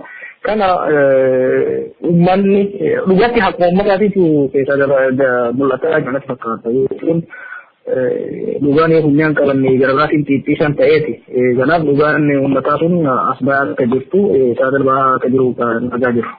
Tole obbo Johar hedduu galatoomii xiinxalaa nuuf kenniteef hedduu si galatoomfannaa uummanni keenya yeroo ammaa kana gaaga'ama beelatiin rakkataa jira gama biraadhaan immoo naannoo Oromiyaa adda addaa keessatti immoo roobni baay'achuudhaan midhaan balleessaa jira uummanni bara kanatti rakkoo hedduuf saaxilamuuf ta'a fakkaata akka meteoroloojiin ibsa kennaa jirutti hawaasni keenya biyya keessa jirulleen kan biyya alaa jirulleen akka dhaabbatattillee akka dhuunfattillee maaltu hawaasa keenya irraa eegama qaamota diiyaaspooraa irraatillee hawaasa kana cinaa dhaabbachuudhaaf maaltu eegama rakkinni immoo biyya keessatti argame kana immoo miidiyaalee addunyaaf saaxila baasuudhaan ragaalee qabatamaa tahan saaxiluudhaan gara addunyaatti beeksisuudhaan uummanni keenya maal irratti hojjechuu qaba biyya keessaa hamma diiyaaspooratti ergaan isin dhaamtan.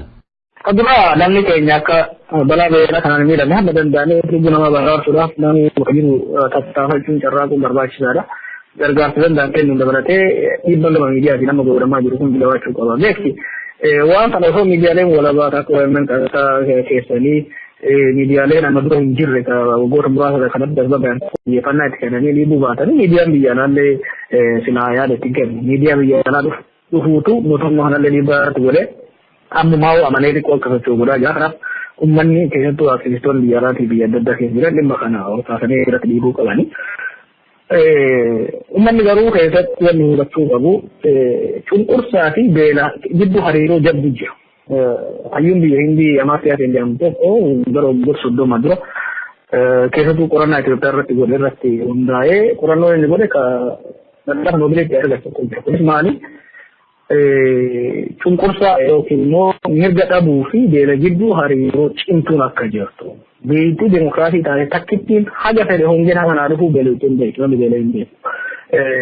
Beelni kan dhufu sirna abbaa irree keessatti qofa. Sirni abbaa irree tokkoffaa diinagdee wal madaalawaan akka guddata. Lammaffaa waan ukkaamsee irra taa'uuf rakkoo caamaa san dursee tarkaanfii irratti fudhatee beela dhufuu danda'u hanqisuudhaaf tarkaanfii saffisaa akka hin fudhanne dhiibbaan miidiyaa waan irra hin jirreef mootummaan illee uummataan waan bakka bu'amee hin jirreef uummata illee waan hin sodaanneef jecha beelaaf uummata saaxilaa jira. Kanaaf wanni biyya keessatti ammallee irra deemee namni keenya hubachuu qabu.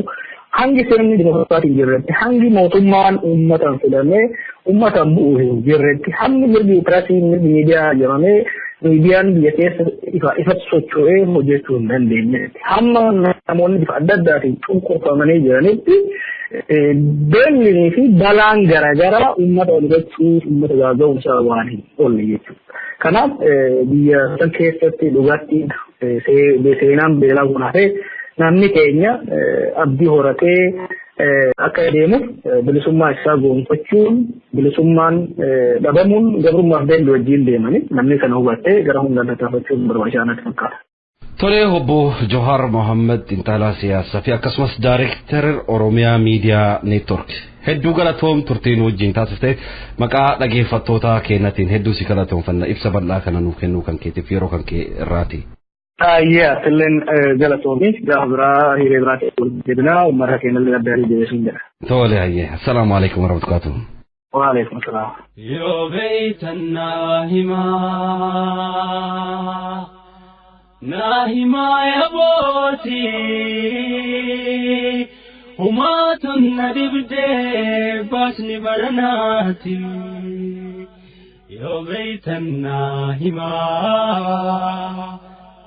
himaa yabootii humaatun na dibdee baasni baranaati. Ijjachuun dadhabne ejjannee dhaabbanne midhaan mana guutee beeloynee agabne dunyaa keessa guutuu waa bituu dadhabne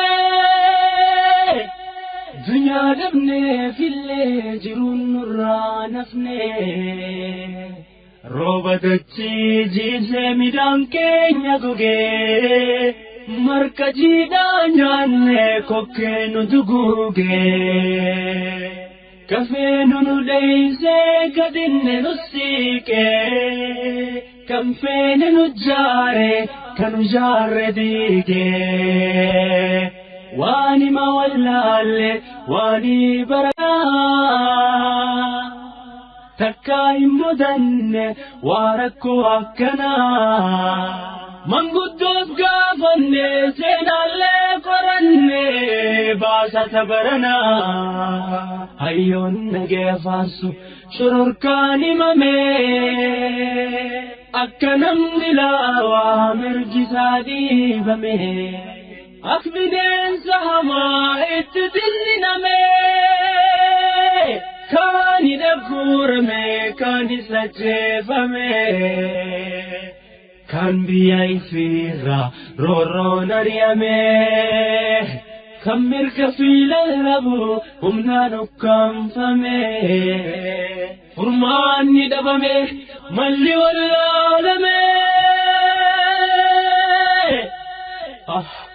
meecha saafisaanii hayyoonaa jallisuuf dureessi sammuudha dufaanaa dubbatu isatu hayyuudha aalimni haa qotu gandai fi taa'ee jazbaa waan mooyu abbaa aangoo ta'ee afaaniin callisa gurra nun duuchinaa nuti sinii beeka mirgan gaafatinaa hidhaa fi ajjeecha humaan jeelawinaa shira teenya cufaa takkaa hin arginaa وزاوكا ماما ومان دبتنا آمين جاء فدا تنون دفت فتنا جتشايون غرسن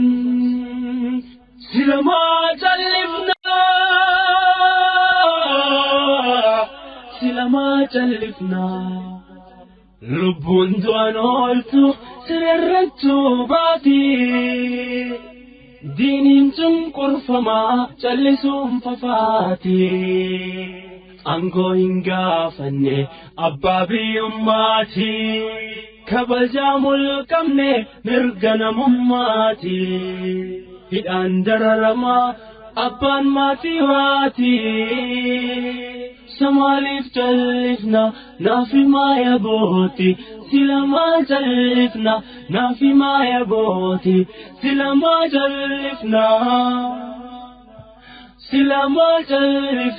نافي ما يبوتي kabajamtootaaf hordoftoota keenya kanattaan sudhaan qophiin keenya qophii qalamaati. Qophii qalamaa keenyaa torbaan darbee diraamaa waltoota lameen kutaa ja'affaa keessatti Abdurra'uuf quraana qara'uu guutumaan guututti dhaabee sirba baasaa jechuudhaan weellisaa ta'uudhaaf fiigaa jira.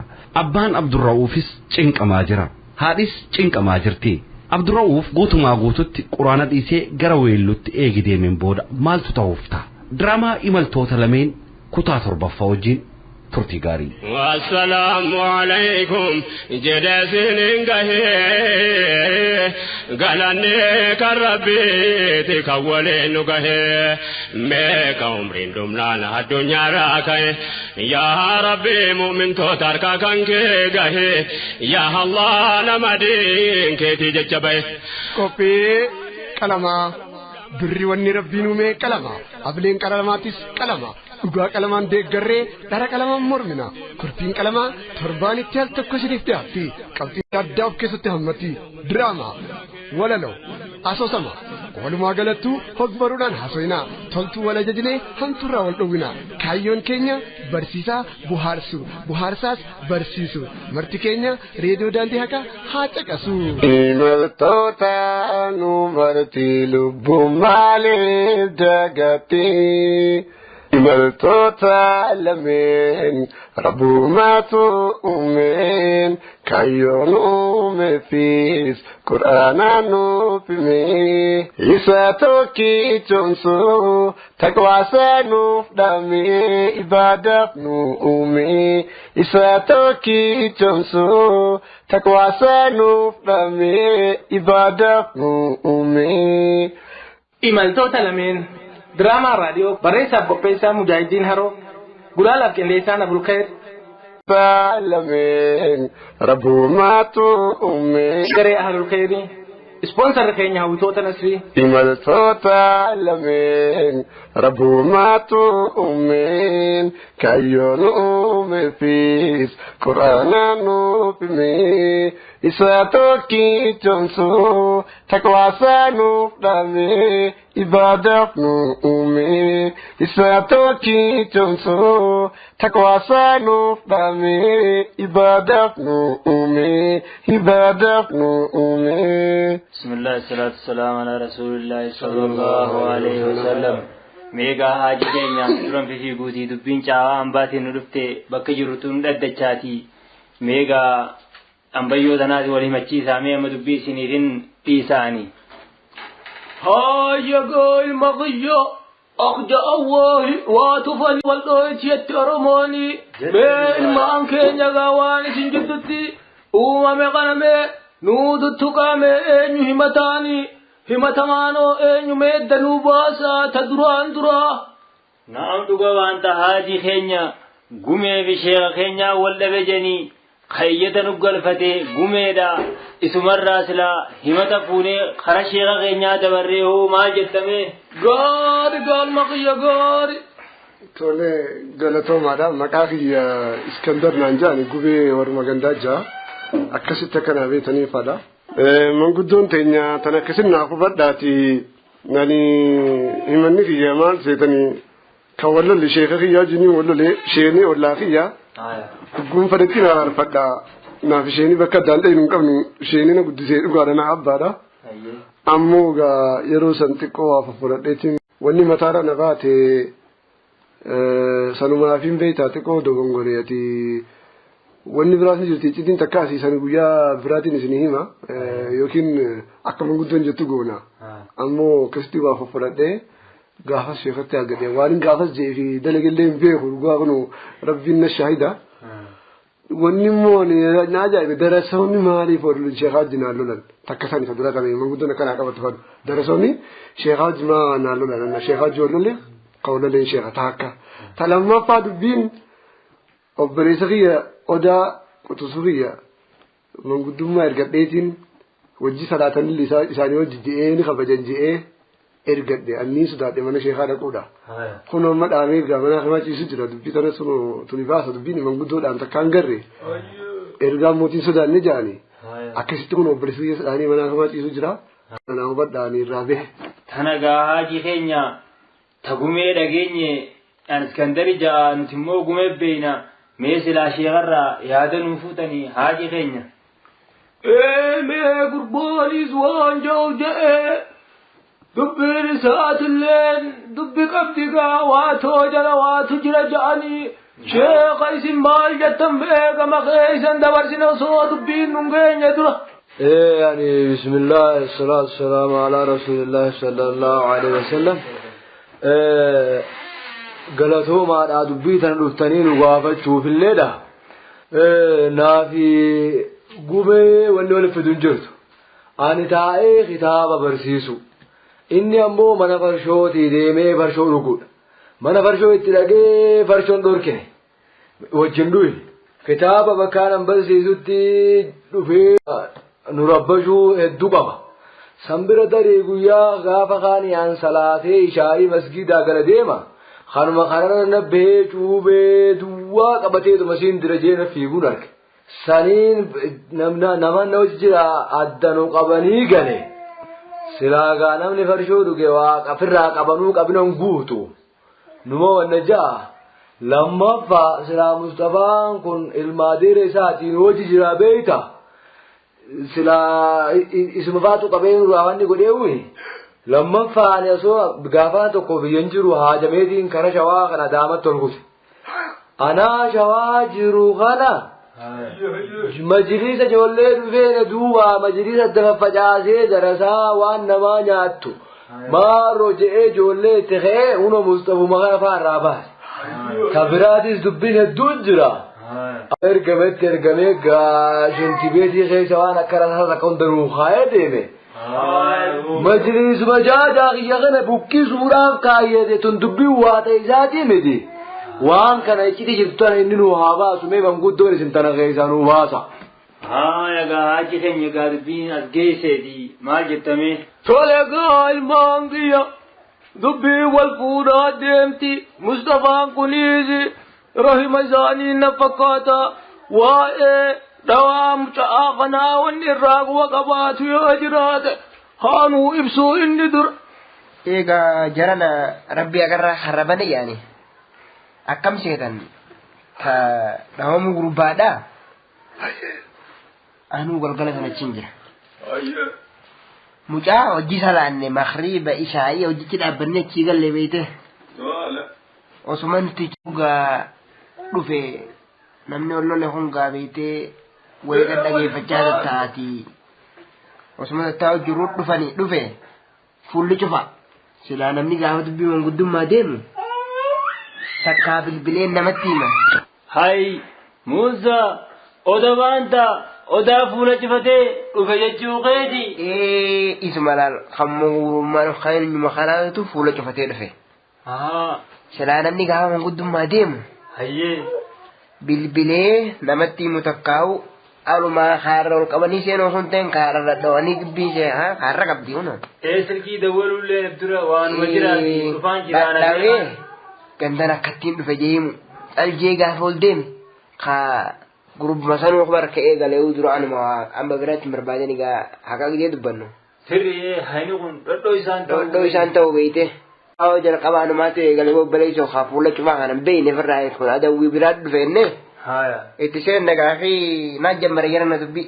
Akkana gaa haajii keenya. Laal dubbiin gurbaa odaa kan mucaa nagaa kana rabbi gabbaro kana tumsuuf dillee dubbuma gurbaa gubee kanaati beeytanii miti. Kanaafuu. Hayyee. Mee sheenii gurbaa san guyyaa san silaa kaisaa hunnu bar ijjeefnu silaa bar kayyatti naftu ishee hamaa irraa dhorke. Sheekumaa dadabuuse jechuudha. Silaa bar wanni taa'e taate. Haya boo silaa. Sheekumaa irraa nu qabee wayitee maanta nalaal shingaa dhuftanii mee karaaltanii laala. Haya. Haye gala gurbaa waan namaatti wanumaa silaa kaisaa hotu kayoo waan nama gurbattiidha mee naamuma wanni huni jenneetiin tumnenne rajjeefnenne ifne. Haya. Sheeni as deemee ilaalee gurbatti. Kono gaagdee ilaallu waan xiqqaa inni miti akka biraan irraa taate mee ilaalaa isinummaa naga. Hayya gaayaa ilmaan kiyya gaariidha beeyta wanni biroo hoggaa garaa dhoosanni duuti jaan immoo dubbiin hoggaa garaa dhoosan fayyiti haqaa lakkan lafa kakkaayuun kun haalaan gaariidha mee. Gurbaanis darasaa kaisaas sheekaa wajji warrana dubbatee jira jaa mee namni darasaa kaisa waan jiru nu baasuus yoo jiraate gama darasaa isin dabarsina ilmaan kiyya. Hayyee anas maqaa kiyya maahir naan ja'ani dubbii gurbaa gubee jennuun kanaatirraa yoo kaane abbaa tuqanii dhugumaan ilmaan irraa hafaa jechuun tu waan hin fakkaanne.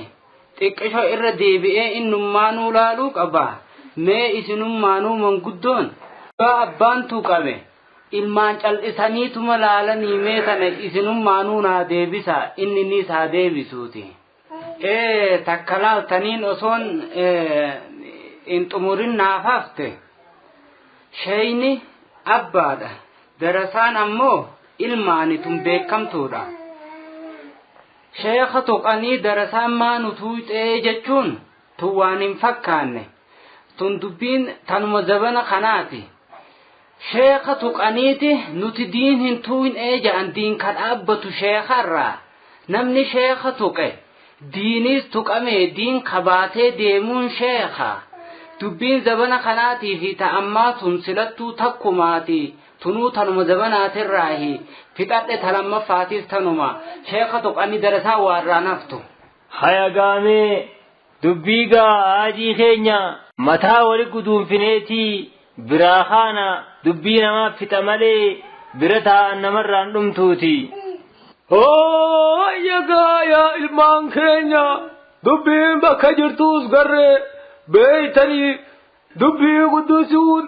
Lukkuu maxxanaa kuffisuudha ammallee dubbiin guddattee fuudhan geessan ja'anii ta duraan duraa ta mucaa wadda'amee wallaansa qabdii haa wallaanamuu ta isaa san booda haasoyna ammoo ta gurbaa gubee yookaa eenyu maqaan isaa eenyu naan jaanyette. Ta Iskandar immoo sheeni tuqaan ta'u sheeni ija teenya sheeni tuqamee darasaa qof'aa miti. Ammoo dullacha kun hajaraadhaan isan dhiisu sheeni tuqaan ta'u sheekatti isaa balleesse ka'ee sheeka dhiifama gaafachuu qaba. Tana booda immoo yoo sheekattiin deebi'e kaan tuqa jee nuti fufaa haaliqaarra keenyeeti bakka inni irraan galle darbina inshaa Allah ismii haaliqaatiin tuni tana qabdii tatti qabdaniitti hidhaattan yoo qabaattan isin naa himaan isiniin ja'a. Haajii keenya jettee dubbiidha. Ta'odaadha akkuma jettanitti buulaa shaffee qabdi hoolaa waan akka re'ee waan gagachee bitanii gurbaan haadhinu san eega inni dhine booda haasoyna san akkasumatti dubbiin nuuf haa bultu ta gurbaa gumeedha ammoo osoo isheen illee narra isa dhahe dubbiin isumaaf deemti malee sheeka waan ilaallattu aalima biyyaa dura dhaabbatee inni way ilmaan zabana haa taatu diigaruu. Dubbii akka laalletti garree kaan ka jiruus ilmaadeera isaati sheennis gaagaraa nuuf fixachuufi qaba ilmoo isaati mee dura sheekumaa'u akka gaa harkan nuu dhumu silaa gaafannee inja maal jette haaji. Dhugaadha dura sheekan goonu dubbiin teeti gurbaan kun ka'ee sheeka dhiifama gaafachuu qaba eeganaa ta sheekaa nuti durraa kadhatee. Akka sheeni garaa fixatu kana sheeni ta sheekaanuu hundubdu nurra beekaadha walii irra dabruu isumaan nu barsiisaa ture tana sheekha harkaa dabarsijee ani waa hiyyaadu mee gurbaa maal jettaati mee sheekha ofiin hamadhaan kadhee barsoor manguddootti dhufanii ofiisin hin jeen jira akkasitti dhiifama malee nama isiniif balleesse kana nu gammachiisa musanii tokko akkasuma godhe duraanii malee sheekha barbaa hundaaf ishee umaa tuni dhiifama asiifiin kun arabummaan dhiifama sii goonaani ani amma wanni muddoorra kaadhuu jira san irree fullee tuqe yoo amma taa'ee nu himullee hadidu taate iccitii jirtuu jira waa wanni akkana isa godhu waa farshoo qofaami san isinirraan kaayaa isin naa irraa gaafadhaati manguddoo tanatti yoo waan jiru san naa hime citisan akkasitti san akka isaan baaftaniin isin hin jaan tanumaan dhaammaddaan gaagumeemee dubbii jirtuu jira jaasheenini dubbiisan silaa garaa dhooftee nuu himte maal jetta ani amma xiqqoon hin sodaadha ganamee hedduu jira waa hunda kana hunda duratti hin dubbatanii manguddoo yoo qoqanna gaafatte yoo mallee ta'uu baatte higguu biraa inshaallah numaan amma garuu silaalarraa dhaabbattanii gaasii bisheeni abbaa ilmaati nullee raahamnuuti hadaraa rabbii heediitii jiiti sheekumaa himimee isa innummaan garaasitti haafayyuu namni kun aalimaa yoo si darbate makiinaa afaan banaarra si kaayaati atummaan abaarta sheekaa jalaa bee bakka suutatti ni nimaaf yaa qofatti bakka taate qaalii manguddootiin godha akkana gaa ilmaan kiyya yaalan bi'eetiyya wajjikattaa'anii walii galanii adda ka'uunu waan guddaadhaa beeytanii dubbiin ijoon bakki jirtu bakka waan amma sheeni ja'uusanii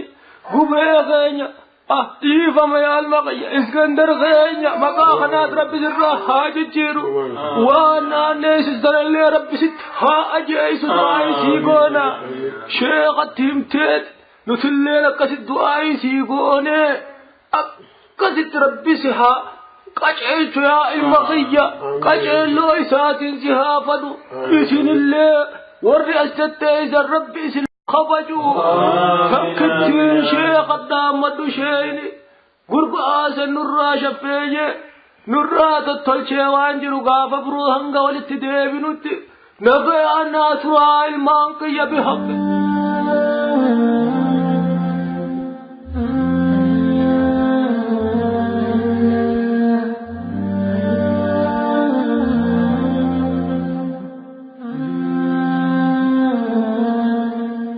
obboleewwan keen kan qophii qalamaa kan nuuf dhiyeessitan jazaakallah khairan isin jenna amma gam sagantaa keenya goolabuutti deemaa jirra obboleessi keenya abbaa sibnal islaam mata duree mirgi dhala namaa islaamummaa keessatti akkamiin ilaalama mata duree jedhuun qophii gabaabduu nuuf qindeeffatee qaba qophii kana wajjin turtii gaarii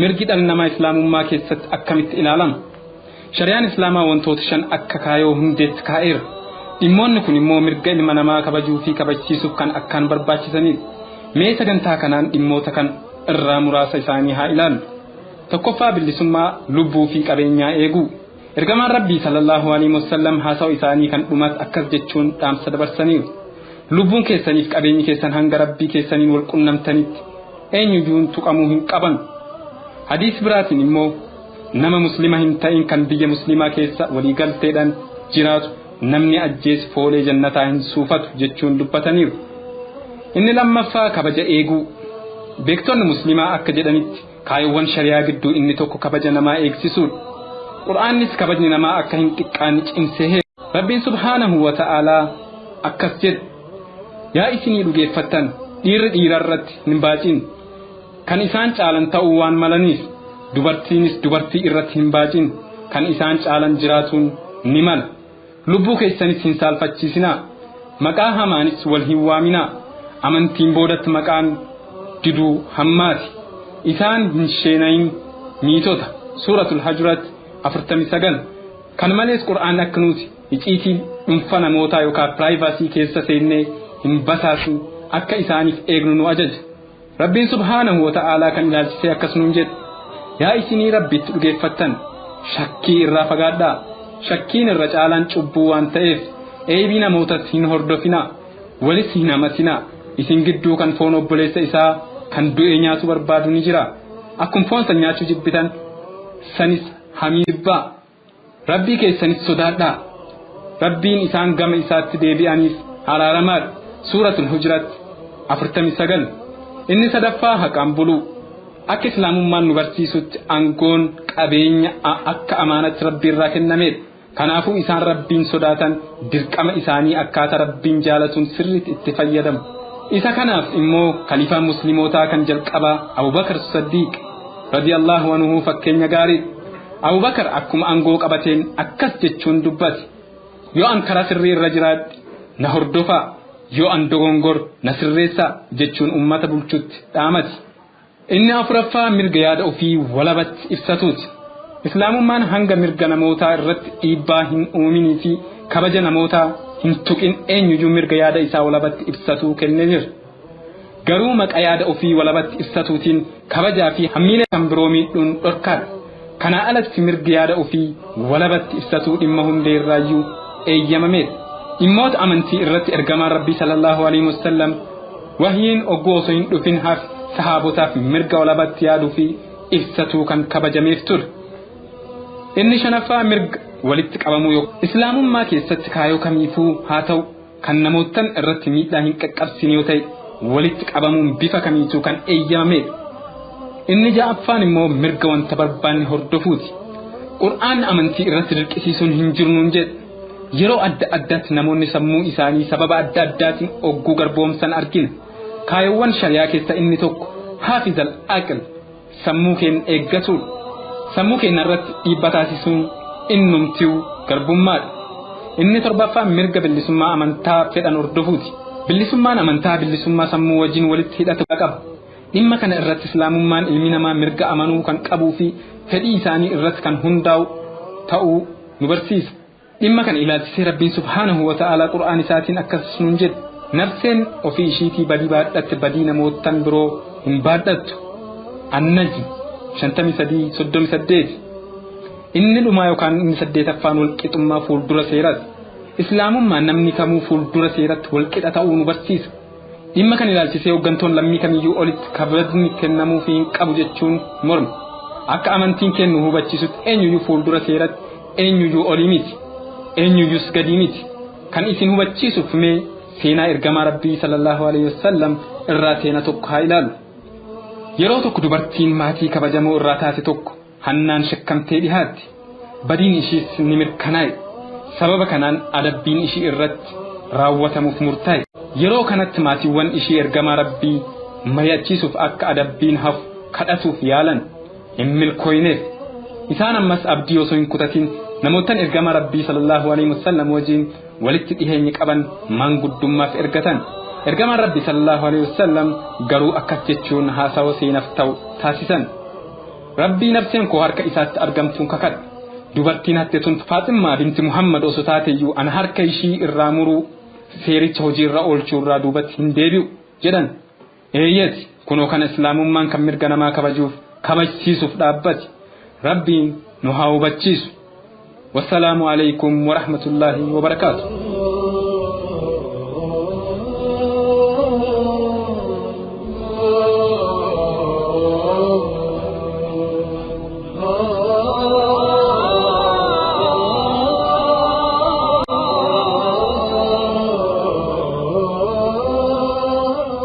kabajamtoota hordoftoota keenya sagantaawwan guyyaa har'aaf qindeessinee qabannee isiniif dhiyaanne kana fakkaatu sagantaa keenya osoo hin goolabiniin dura mata dureewwan oduu guyyaa har'aa isin haa dhageessifnu.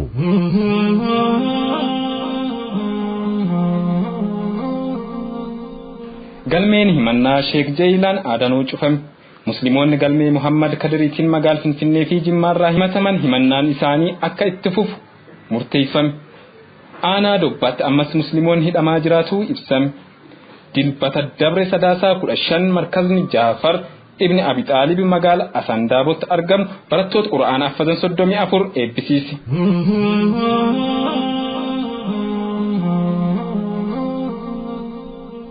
sagantaan keenya kan guyyaa har'aa kan fakkaatu hanga sagantaa keenya kan boruutiin walitti deebinu sagantaa guyyaa har'aa qindeessinee kan isiniif dhiyeessin ana obboleessa keessan Abbaa Sirnaan Islaamiif ana obboleessa keessan Hamzaa Booranaati gama kutaa teeknikaatiin obboleessa keenya Abul Khair hamma xumura sagantaa keenyatti nu wajjin ture isinis hamma sagantaa keenyaa guyyaa boriitti walitti deebinutti wassalaamu alaikum wa rahmatullahi wa barakaatuh.